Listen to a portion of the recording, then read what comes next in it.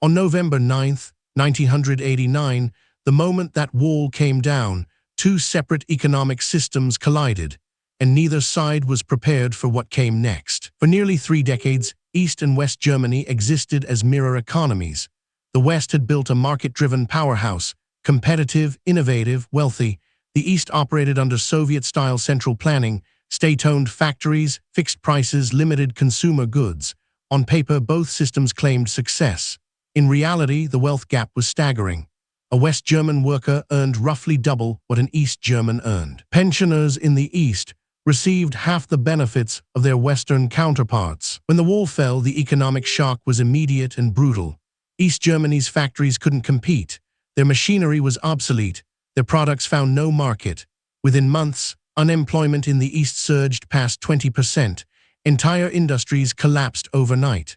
The West, meanwhile, faced a different problem: how to absorb and rebuild an entire economy without destabilizing its own. The reunification process required staggering financial transfers.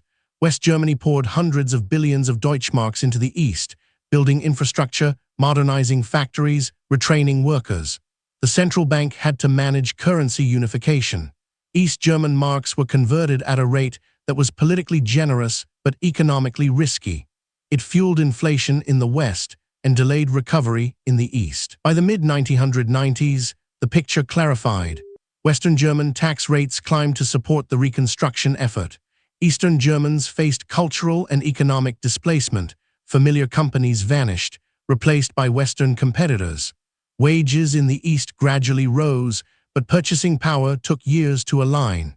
Regional inequality persisted longer than most economists predicted. Yet the long-term outcome reshaped continental Europe. Germany became an economic anchor for the European Union. Manufacturing spread across the former East.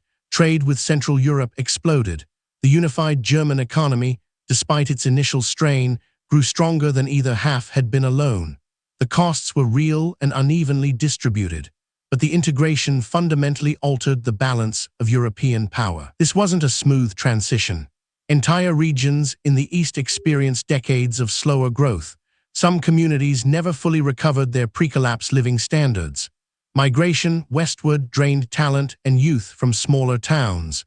Yet the alternative, maintaining two separate economies, would have locked Europe into Cold War divisions indefinitely. What reunification teaches us is that merging economies isn't a technical problem solved by policy alone.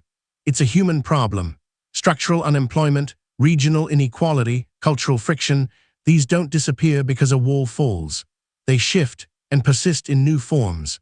Understanding how Berlin's fall reshaped two economies helps us see why major economic transitions demand more than just good intentions. This video is for educational and informational purposes only and is not financial advice.